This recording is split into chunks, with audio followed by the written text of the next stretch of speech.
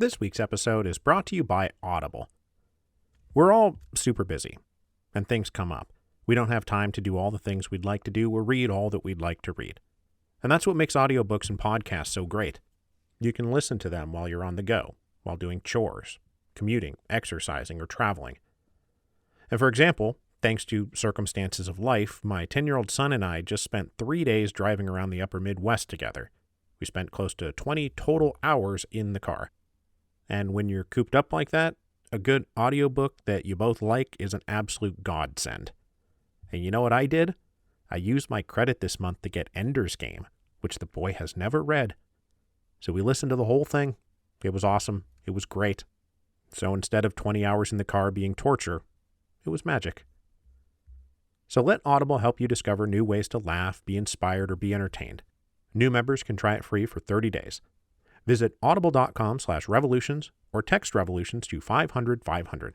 That's audible.com/revolutions or text revolutions to 500-500 to try Audible free for 30 days.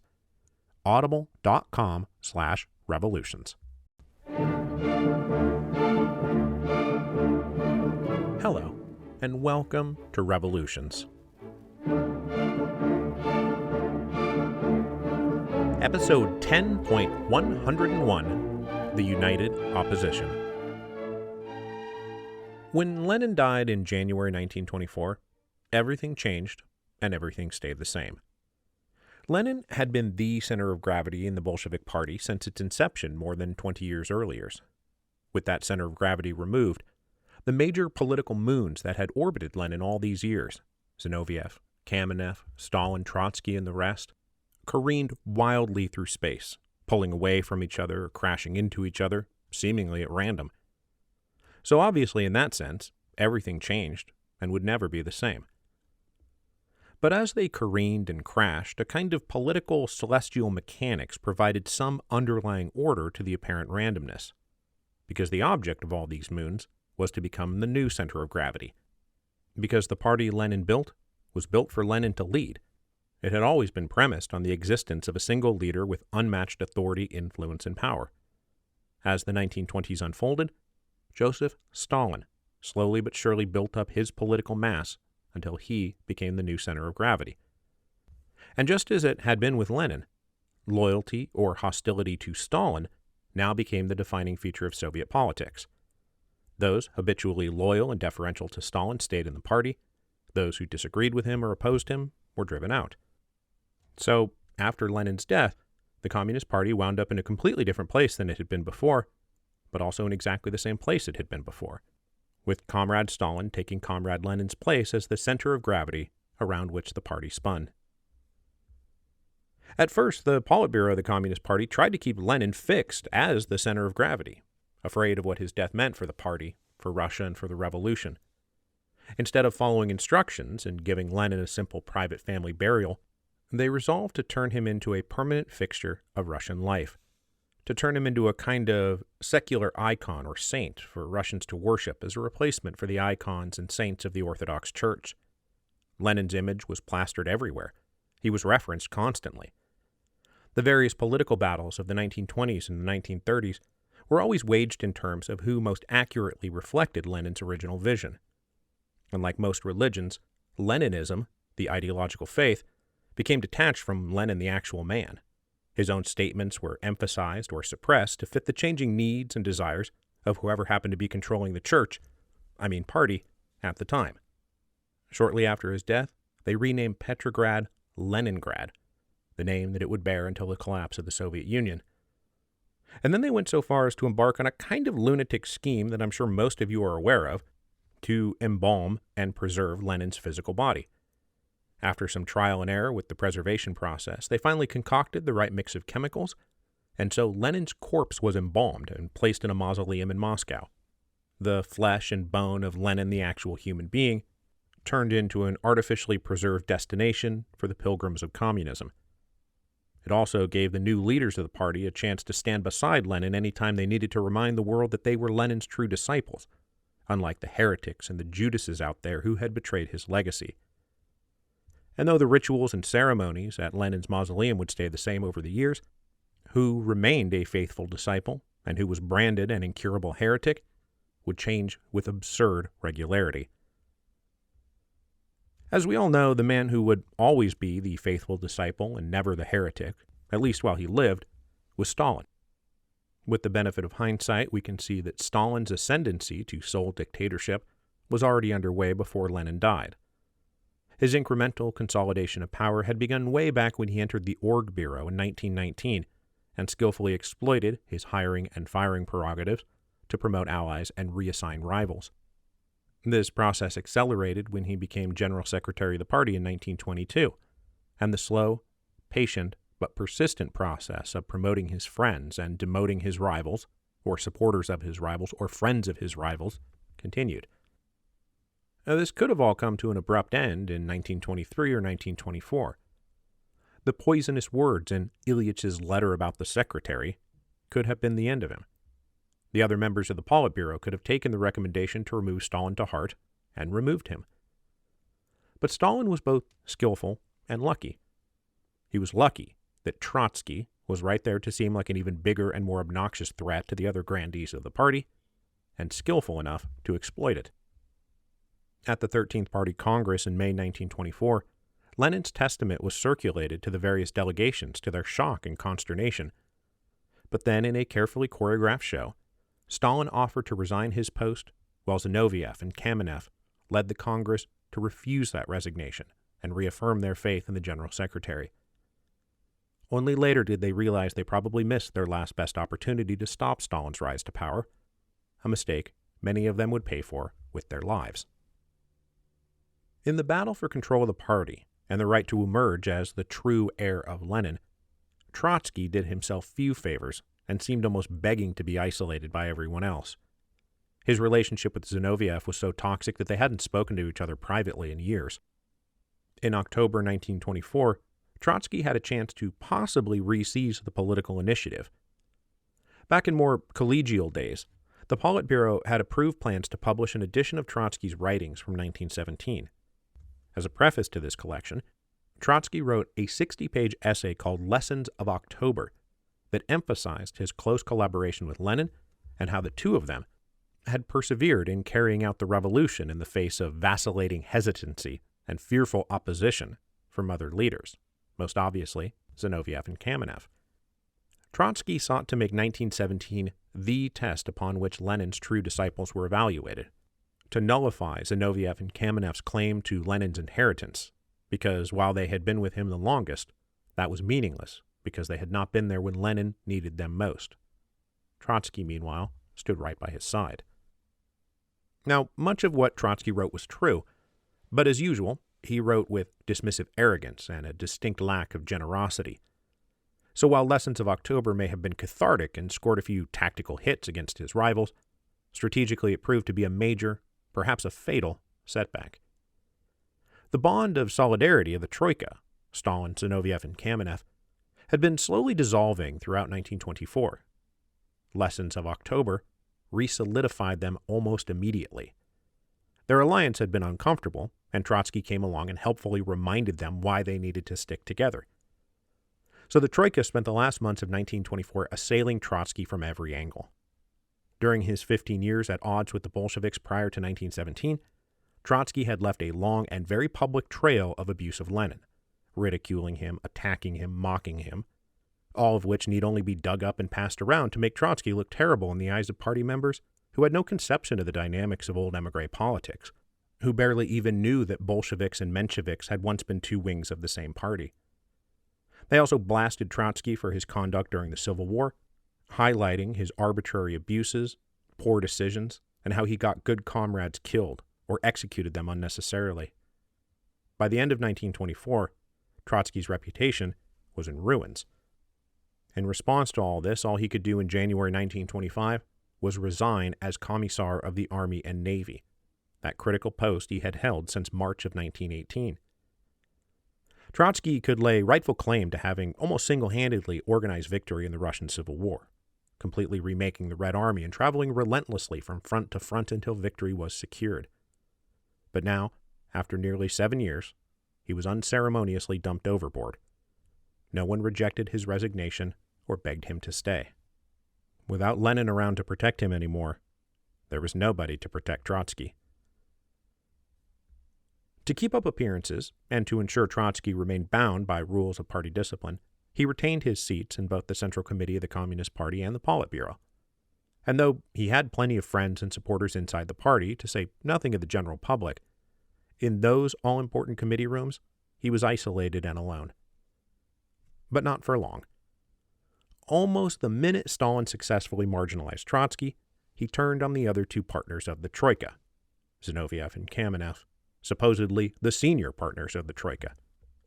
And turning on them turned out to be easier than they could have imagined. In early 1925, there were only 7 voting members of the Politburo: Trotsky, Zinoviev, Kamenev, Stalin, plus 3 others: Mikhail Tomsky, Alexei Rykov, and Nikolai Bukharin. All Stalin had to do was come to an agreement with Tomsky, Rykov, and Bukharin, and they could ignore Trotsky, Zinoviev, and Kamenev completely.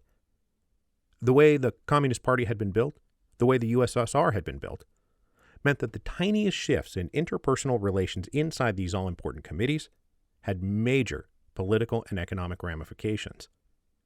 So one day, Zinoviev and Kamenev woke up to discover they were no longer invited to the little pre-meetings that would arrange policy votes for the official Politburo sessions. Just weeks earlier, they had been the ones holding these little pre-meetings. Now, they were helplessly cut out. This shift in the balance of power in the Politburo meant a shift in policy to the right. Now, labels like right and left are always a bit arbitrary, especially in this context, as we're still talking about a bunch of communists, not actual right-wing anything. But in this context, Bukharin and his group were understood to be the right, while the opposition would be understood to be coming from the left. Bukharin, now representing the right wing of the Communist Party, was surprising, as he had first burst onto the scene back in 1918 as a leader of the left communists. He had vehemently opposed the Treaty of Brest-Litovsk as a betrayal of the international proletariat. And while he quickly softened that line to avoid associations with the left SR revolt, he stayed on the left and was a vocal defender of war communism throughout the Civil War.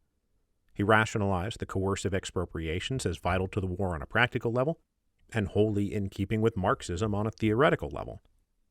Over the past several years, Bukharin's stature had grown. He is, after all, now sitting on the Politburo, and he was considered the brightest theoretician in the party. He drafted books and essays that became the basic texts of the Communist Party. But by the end of the Civil War, Bukharin concluded, as Lenin did, that war communism needed massive correction. In the end, all it had gotten them was a ruined economy, peasant revolts, and mass starvation. So when the NEP came around, Bukharin hopped over and became its chief defender. However much it might rankle them, it was far better to incentivize peasants to grow grain surpluses by offering them the chance for personal, material enrichment, rather than simply confiscating those surpluses, which years of war communism had proved would drive the peasants to stop growing surpluses. But as he defended the principles of the NEP in 1925, Bukharin committed something of a verbal faux pas that would haunt him for the rest of his life.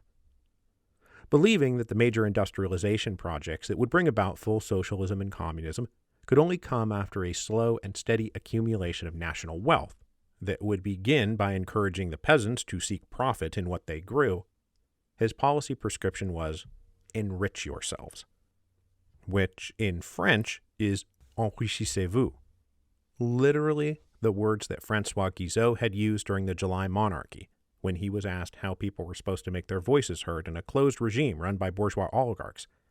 He did not say, we'll expand the franchise or increase democracy or make the government more responsive. He said, enrichissez-vous, which everyone took to mean once you have wealth, your voice will count. I mean, there's a reason Guizot gets specifically name-checked at the beginning of the Communist Manifesto, and Bukharin, using exactly the same phrase, allowed his enemies to make permanent hay of his ill-chosen echo of one of the original bêtes noires of communism. But Bukharin's point was that the USSR needed to grow its wealth and capital somehow if they were going to catch up to the Western powers, who had spent centuries running exploitive colonial empires that accumulated the capital for their economic growth and prosperity. This question of capital accumulation was vitally important because in 1924 and 1925, Stalin and Bukharin's ruling group started tossing around the idea of socialism in one country. The idea of socialism in one country had been percolating in the communist subconscious going back to 1919, when they first had to face the realities that global revolution wasn't inevitably surging throughout the world. As we have discussed ad nauseum, all Bolshevik ideology prior to the revolution was premised on Russia being one part of a larger revolutionary whole, that they would eventually get the resources they needed to turn backwards Russia into modern Russia from their friends in neighboring revolutionary regimes. But now years have passed, and they were still basically alone. Revolutions in the West never came. The Poles had stopped the Red Army cold at the Battle of Warsaw. The most recent attempts to launch a revolution in Germany had failed miserably. So the Stalin-Bukharin clique switched gears and began saying, hey, we don't need the West. We can do it all ourselves. Sure, we'll continue to push for international revolution, but in the meantime, we can and must build socialism in one country. This flew in the face of long-standing Bolshevik ideology and triggered a major pushback inside the party from what has become known as the left opposition. This opposition was not formed by cranks or second-rate losers. It included major figures of international communism like Trotsky and Karl Radek, as well as revolutionary heroes like Vladimir Antonov and Nikolai Muralov, who had literally led Bolshevik forces guns in hand during the October Revolution. These were people who had literally put their lives on the line for the Bolshevik Revolution, and whose courage and resiliency and revolutionary credentials could never be challenged, although, of course, they would be. The leading theorist of the left opposition was a guy called Yevgeny Preobrazhensky. In contrast to Bukharin's theory of slowly building capital by favoring the peasant farmers, Preobrazhensky advocated rapid industrialization now, right now, at all costs. Full communism required a modern industrial economy, with its food problems solved by collectivizing all land and turning it into giant mechanized farms, cranking out huge grain surpluses that would both feed Russians and be able to sell something abroad for profit. Profits they could immediately turn and reinvest in further industrialization projects. But like Bukharin, Preobrazhensky committed his own verbal miscue that haunted him and the left opposition, because he said that his plans required the exploitation of the peasants, that the party should embark on a kind of internal colonial project that would force the Russian peasants to play the part of exploited, colonized peoples. State taxes and the price of manufactured goods would be set purposefully high so that any and all wealth the peasantry might accrue for themselves would be necessarily directed right back to the state, who would use it to grow industry. Most of 1925 was taken up with this debate about economic policy and relations with the peasants. Stalin sided with the right wing, and thus the Politburo maintained those policies supportive of the NEP model of growth. The left, not unreasonably, said all this policy would do is build the economic wealth and political power of class enemies of the proletarian revolution, namely the kulaks and the NEP men, whose reconciliation with the Communist Party was transparently thin. Bukharin's plan of enrich yourselves would probably take it to the point where they'd be able to challenge the communists for political supremacy. Bukharin, meanwhile, could reasonably tell the left, all you're doing is calling for a return to war communism, and we all know where that leads. We already tried exploit the peasants, and all it did was create violent unrest and lead them to abandon making surpluses entirely, so that not only did we not grow the economy and improve our manufacturing infrastructure, but we actually drove ourselves into a massive famine. Better to let the kulaks get a little bit rich if it meant everybody's lives could be improved and the whole economy grew, because otherwise it's misery, chaos, failure, and we all get overthrown. On account of being iced out of the Politburo, Zinoviev and Kamenev found themselves by default in the opposition. Although their votes no longer mattered in the Politburo, they were still incredibly influential, and Zinoviev in particular held other institutional positions of power. He was head of the party in Leningrad, and he remained chairman of the Comintern. Throughout 1925, he and Kamenev followed Trotsky's journey from imperious autocrat to plaintive democrat as soon as they got kicked out of the inner circle of power. They joined together with no less a figure than Krupskaya, the oldest of the old Bolsheviks, who was now carrying the further mantle of Lenin's widow. They all attacked Stalin's tightening grip on the party that strangled free debate and creative discussion. They also joined the left opposition's attacks on Bukharin's policies that heavily favored the peasants over the workers, which Zinoviev was able to use to great effect from his position in Leningrad, that most heavily proletarian of cities. Now, a vital point that we have to make here is that these debates were not taking place out in the open or in public view. They were waged internally between factions of what Lenin had called that thin stratum of the party, a cohort numbering in the mere thousands. Now that they ran a one-party state, every communist leader considered it vital to maintain a public facade of party unanimity. Even those opposed to Stalin and Bukharin did not consider going public with their attacks. As I said last week, this self-fastened muzzle kept someone like Trotsky from using his most valuable weapons against the ruling clique, his popularity, his fame, and his oratorical skills. And so, too, it would be for Zinoviev and Kamenev. They wanted to fight for their positions and regain power, but they were never going to call on the people to join them in this effort.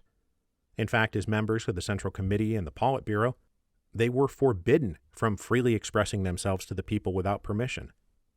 Going public with criticism of the party risked the greatest punishment of all: expulsion from the party. So despite bitter disagreements and an awareness on all sides they were playing a high-stakes, winner-take-all contest for control of the party, Russia, the Soviet Union, and the revolution, there were strict limits on how far the opposition would go to defend themselves. This put them permanently on the back foot, as Stalin, Bukharin, and their allies were free to trumpet their own views as official policy whenever and wherever they wanted. Going into the 15th Party Congress in December 1925, there were stirrings, at least inside the party, of a genuine desire to debate openly the policies of Stalin and Bukharin's clique. Zinoviev and Kamenev found influential allies in the senior leadership, and they came into this Congress ready to demand greater freedom inside the party and a review of Bukharin's economic policies. But they discovered Stalin was way ahead of them. He had long since ensured this Congress would be packed with delegates loyal to him and Bukharin. His years of hiring and firing, promoting and demoting, had produced a compliant Congress who had come to do as they were told, not think for themselves. Zinoviev brought with him a loyal delegation from Leningrad, but practically everyone else in the room opposed the opposition. Their attempt to dramatically carry the party away from Stalin was met with jeers and heckling. They were so thoroughly routed that Kamenev was demoted to non-voting member of the Politburo, and the Central Committee voted a Stalin loyalist named Sergei Kirov to take over the Leningrad party from Zinoviev. Trotsky, meanwhile, just watched and did nothing. Having himself been pushed out with the gleeful connivance of Zinoviev and Kamenev, he watched from the wings with at least a little bit of schadenfreude.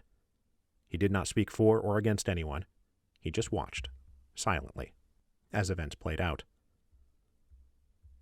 But after his two old foes had been laid low, the simultaneously natural and unnatural inevitability came to pass. In the spring of 1926, Trotsky, Zinoviev, and Kamenev aligned with one another. Now, this was natural because their only hope of victory against Stalin and Bukharin was joining forces. That was obvious to all of them. But it was unnatural because they had spent so much time wailing away on each other that it was tough to even sit in the same room.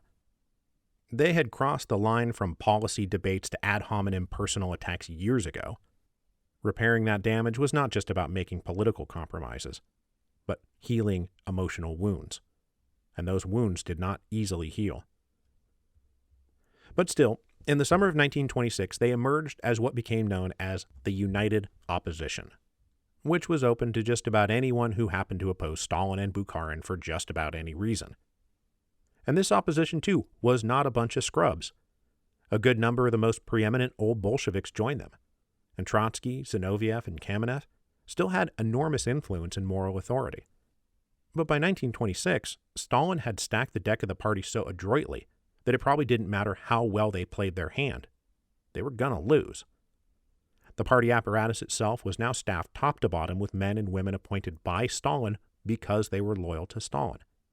Younger members who had joined after 1917, who cared little about what the old guard thought, and who knew full well that their own career, power, and prestige were based on Stalin's personal patronage, they were never going to support anybody but Stalin. Stalin was their meal ticket, and everyone knew it. But still, the United Opposition fought hard to win control of the party. Now, there were, of course, ideological components to this fight. What foreign policy to pursue, what economic policies to pursue, whether to favor peasants or workers, whether to have more or less political freedom. Should we do enrich yourselves or exploit the peasants? But while these ideological disputes were real, what mattered most was who had power and who didn't. Trotsky, Zinoviev, Kamenev, and the opposition attacked whatever Stalin and Bukharin and the right did because Stalin and Bukharin were in power, and the opposition was not. And in circumstances like these, one must say white to black, up to down, hot to cold, and always, in every case, framing it not as white or black, up or down, hot or cold, but right or wrong. And conversely, the ruling group denounced, degraded, and lambasted everything the left opposition stood for. Their crazy push to bring back forced requisitions, collectivized farming, rapid industrialization at all cost, even it meant the brutalization of the peasants.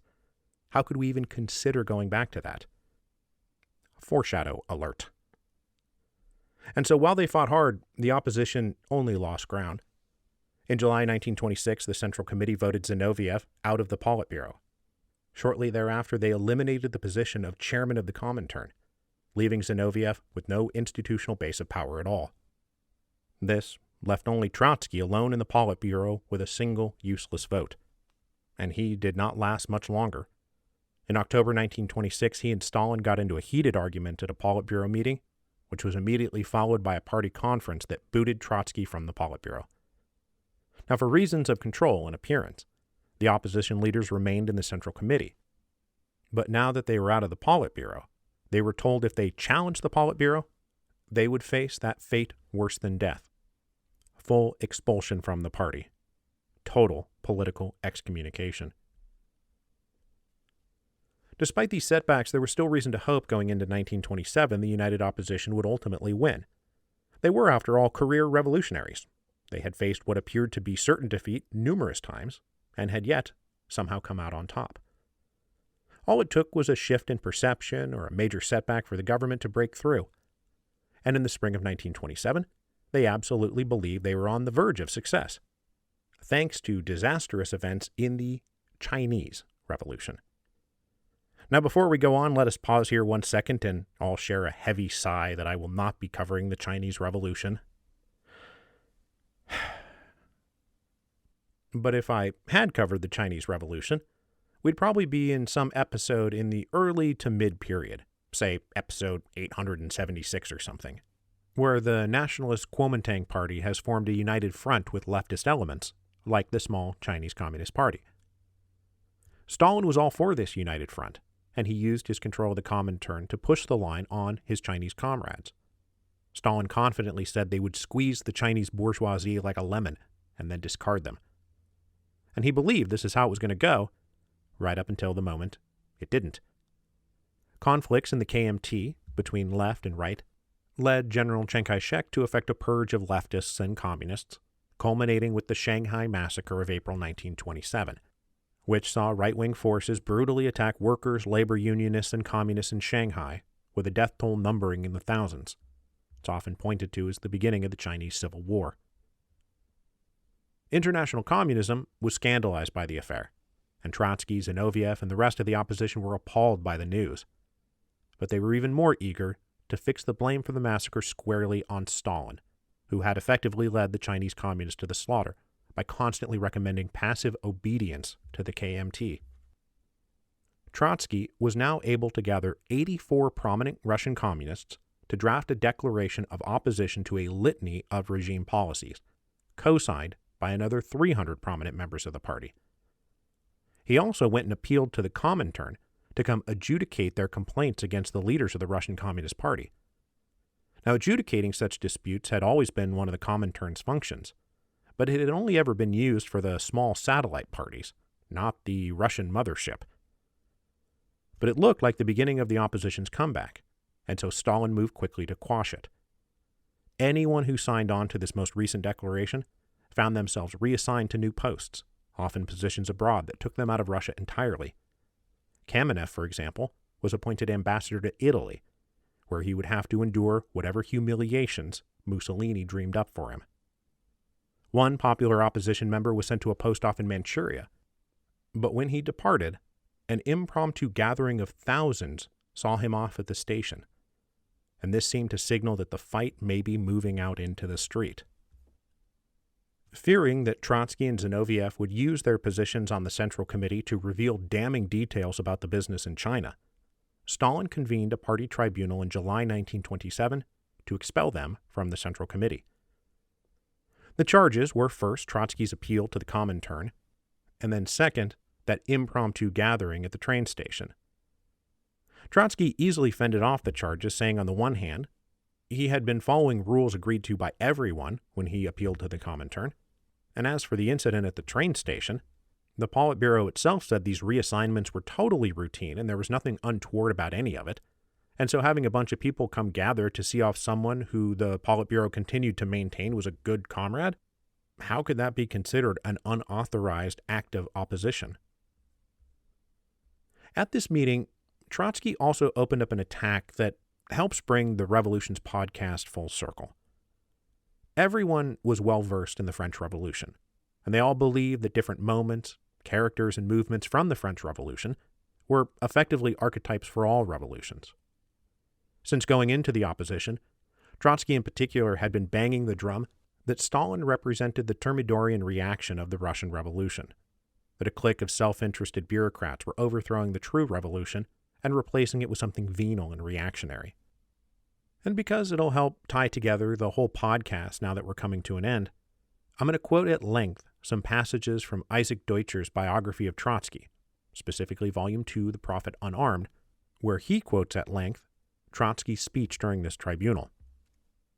Deutscher writes, "Shortly before the opening of the proceedings, Solz, that is, Aaron Solz, the leader of the tribunal, conversing with one of Trotsky's associates and trying to show him how pernicious was the opposition's role, said, 'What does this lead to?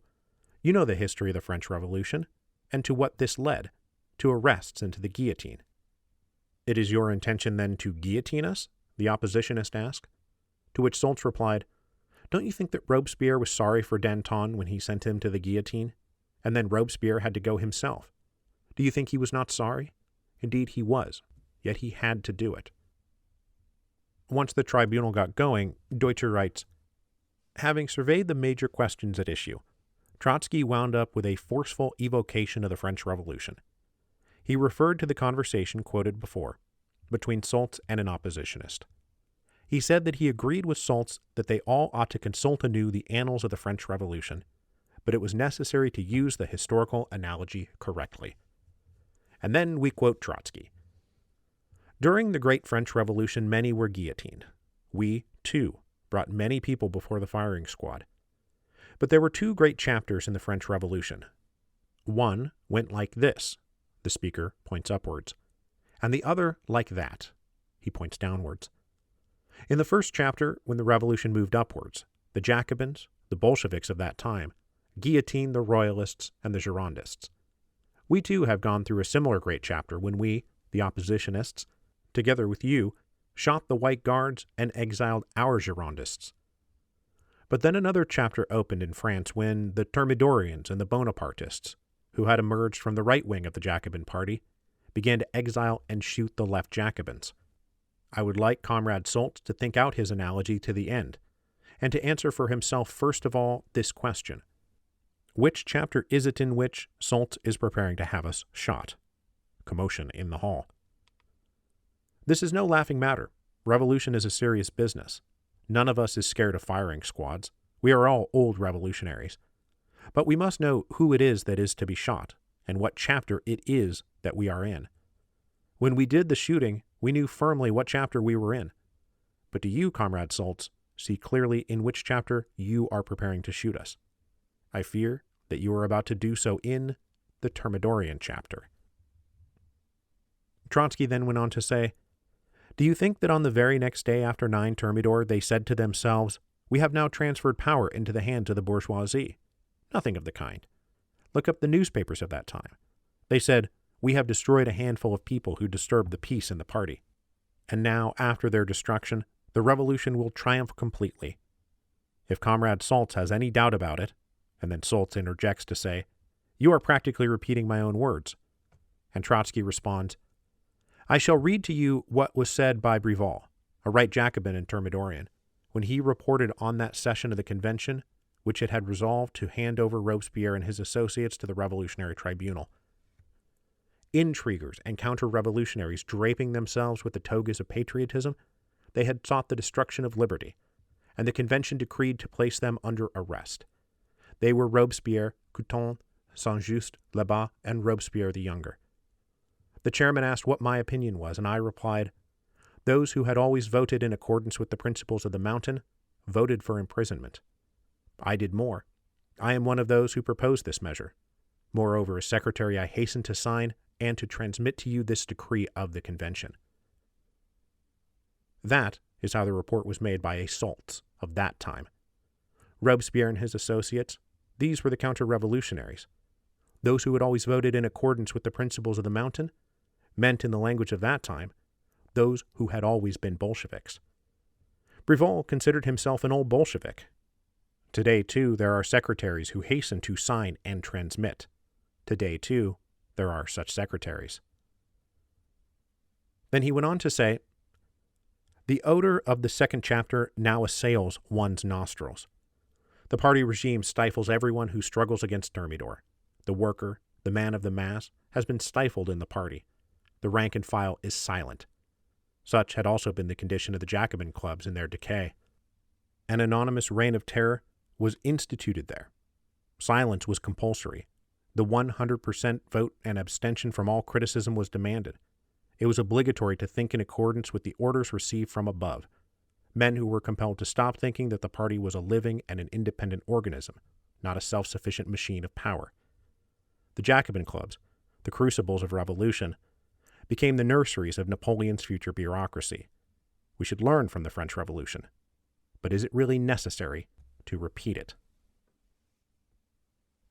So a couple of things about all that. Trotsky's take on the Reign of Terror, that it was originally a force projected upwards at royalists and Girondists, is a teensy bit sketchy.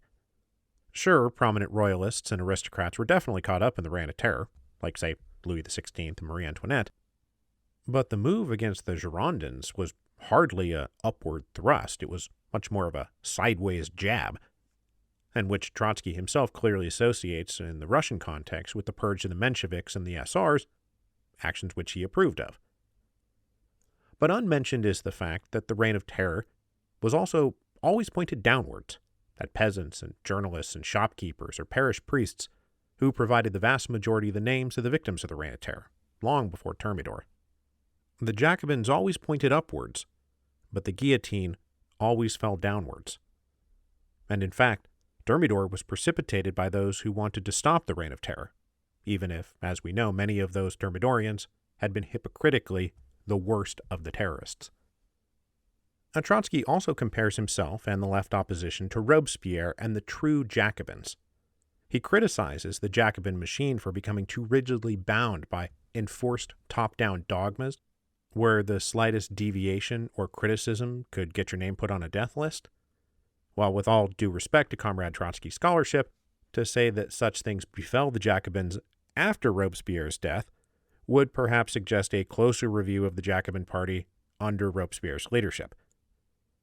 Now, there is something to the idea that Stalin was building a cynical, Bonapartist-style dictatorship that didn't care about anything but staying in power, and was thus planning to bring the heroic revolutionary period to a close. But let's peek ahead just a few years and see if Stalin is planning to wind down the revolution with his newly won dictatorship. As we'll see next week, that's not the case at all. And in fact, Stalin would do most of what Trotsky was attacking him for failing to do.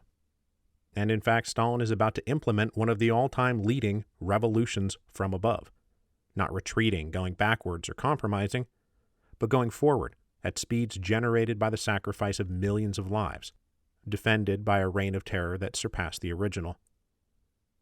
Trotsky portrayed himself as the noble Robespierre betrayed by venal bureaucrats of a new directory. That was the chapter he thought they were in. That was the role he thought he was playing.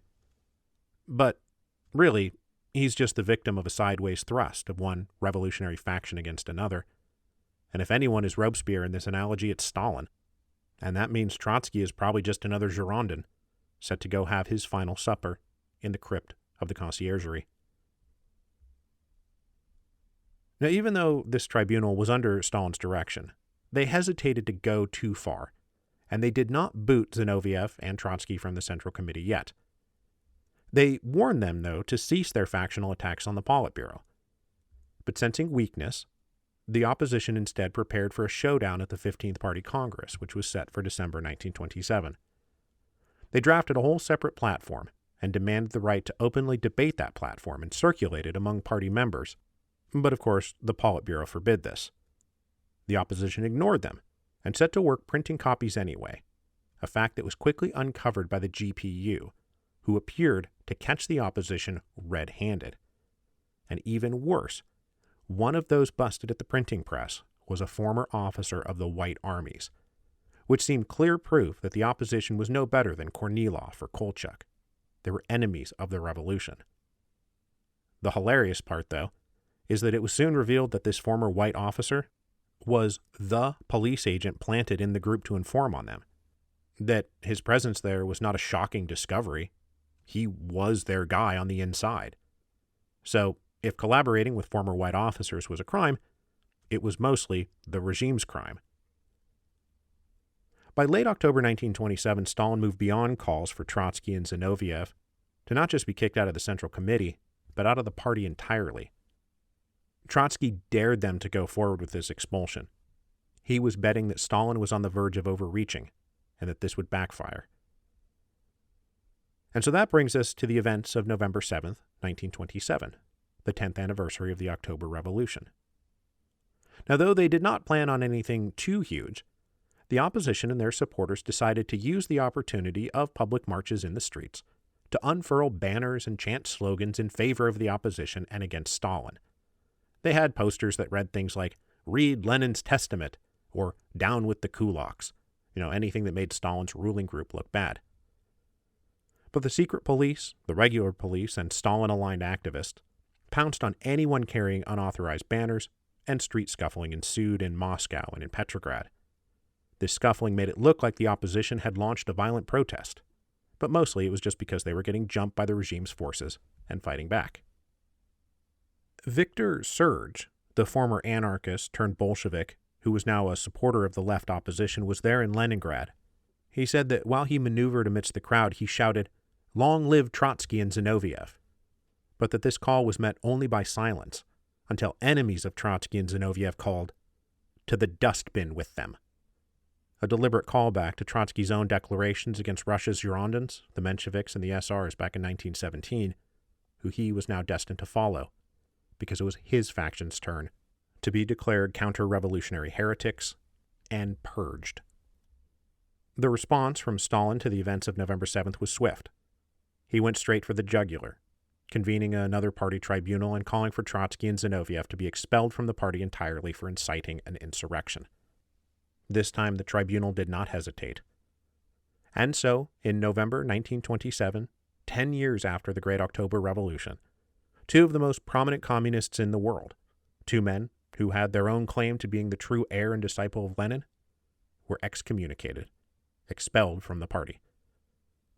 It was a shocking turn of events, especially as nearly all of this infighting had been kept under wraps. And so if you were just a regular person going about your business, one minute everyone was united in solidarity and Trotsky and Zinoviev were heroes of the revolution, and the next minute they were demons who had been exorcised from the party. Zinoviev would not be able to face this expulsion, and he'd come crawling back on bended knee, but Trotsky never would. Trotsky never could. This was the beginning of the end of his revolutionary career in Russia, and his association with the Russian Communist Party he had done so much to put in power. Kicked out of the Kremlin immediately, and then out of Moscow, he was ordered to internal exile in Kazakhstan, where he would spend a year before being departed from the USSR entirely, never to return. Ironically, Stalin and Bukharin's triumph over their rivals in the United Opposition coincided with an abrupt shift in power and in policy. Next time, having triumphed over the left opposition politically, Stalin will suddenly embrace all of their policy proposals as if he has not just spent the last few years ceaselessly attacking them. He will turn and train his political guns on Bukharin and the right as he pushes the Soviet Union towards rapid industrialization, 5-year plans, and mass collectivization.